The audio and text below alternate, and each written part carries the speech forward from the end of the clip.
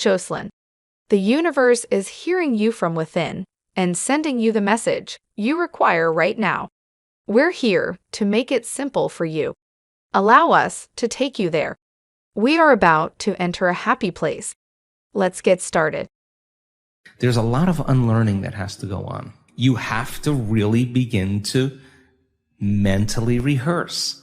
So you ask yourself at the end of your day, I do this every day. How'd I do? How'd I do today, bro? How'd you do? Did you do good? Where'd you fall from grace? What was it that caused you to go unconscious for the rest of the day? What was that moment? Now, if you're a student of life, you'll begin to contemplate, well, it was that person that said that thing, then I reacted, or I got this email, or things didn't go my way, and I started feeling angry or frustrated or fearful. The next time that happens, how could I evolve my experience? Now, you may have to search for some answers of the best model to build, or you may actually have a long contemplation and start to go, God, the next time that happens, I think I'm going to do this, or I'm going to do that, or I'm going to plan my behaviors. And the act of closing your eyes and rehearsing what you're going to do begins to install the neurological hardware in your brain to look like you already did it. Now the brain is no longer a record of the past. Now it's a map to the future. And if you keep installing that hardware, the hardware will become a software program, which means you'll just start acting like a happy person. Why? There's no magic there. You installed the circuitry. So that's more important than the news. If you can begin to just think about how you're going to do it differently, that's the building process neurologically already. So now you have to get conscious in order to do that. And it takes some time. It means you got to shut your cell phone off. You got to close your door. You got to take a break from everything out there and begin to practice. And so by experience, then you start noticing, oh, here it comes the frustration, here comes the fear. Yeah. In the beginning, it takes a lot because it takes a lot of energy and awareness to stay conscious and not go unconscious. But if you're persistent and you're determined and you're sincere, you begin to figure it out. You begin to say, I am not going to give my power away to that person or that circumstance when I can use it to heal or to create a new future. And so people then won't excuse themselves and say, I had a hard day yesterday, I had a fight with my coworker or my ex, and I don't feel like doing the work. Well, that's the time to get back on the horse. Yeah. Because it's all of those times that we self-correct.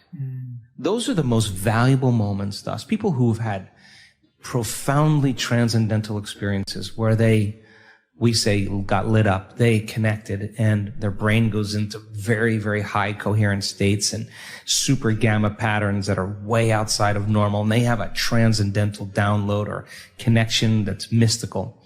They look back at their entire life. They don't want to change one thing in their past because it got them to that moment. They look back at their past and they see all those tough moments where they overcame themselves and they fall in love with that person. They don't look at the good meditations or the things that went well. They know that it was those moments that got them to this moment. And I think then that's when they begin to understand that all of the hard work, all the effort, and who we become makes, no one can take that away from us. So then once we arrive at that level and we experience whatever the dream is or whatever we create, the next thing is do it until you fully enjoy it. And then when it gets boring or predictable, let's go again. Let's do something else. Yeah. And I think that's evolution. When you're feeling so altered emotionally, you feel so bad, that's the moment you could actually see yourself for the first time, because you're not answering your cell phone. You're not responding to all your texts. You're not watching TV. You're not going out to dinners. You're not calling people back. Something's altered in you and you're starting to become self-aware, right? So then people wait to that lowest moment where they can start to see themselves through the eyes of somebody else. Well, if you're waking up every day and you're combining a clear intention with an elevated emotion and you're changing your emotional state to be elevated, you could still see the old self, from an elevated point of view and stay conscious than from a limited point of view. And that's what I want for people. Like, let's go. I mean, what do you got to lose? What people are going to start wondering, like, did you change your medication? What's up with that guy? Something's different about him. You're not predictable any longer, right?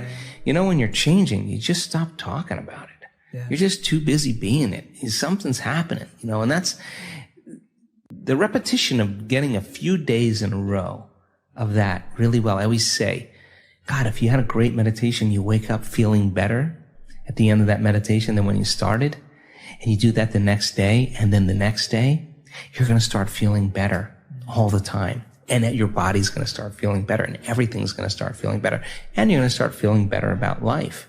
I have more than 1,000 reasons every day to be unhappy with managing companies and staff and people, all that. But then when you rise above that and you choose just who you want to be, I think it makes a big impression on your family, first yourself, and your family and your friends and the people you work with, and then finally our communities. So I think that people are starting to figure that out. And when they imagine oxytocin levels in our student body, the love hormone, the love chemical, 200 times outside of normal.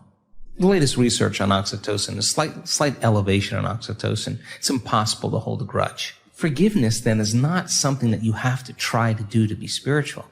It's the side effect of saying, I don't want to give up this feeling for you or anybody, so I'm letting it go. I'm freeing you. I'm freeing myself. And my goodness, there's more liberation of energy. As you begin to open your heart to life again, and you start trusting in your future and trusting in yourself a little bit more, and you start self-regulating with your heart, you do that properly, and you lead from that place, from that level of awareness. Your life will change in dramatic ways. And why is that essential? Because when people start doing that effectively, oxytocin signals nitric oxide. Nitric oxide signals a chemical called endothelial-derived relaxing factor. And that causes the arteries in your heart and lungs, Jay, to literally swell. Just like when your sexual organs are aroused and blood flow moves into them, male and female, that's a different consciousness. There's a different energy in there. Imagine the same intensity moving into your heart. That's what people are experiencing. That is a level of love. This is the most familiar, unfamiliar feeling you will ever have. It'll be distant and at the same time very close.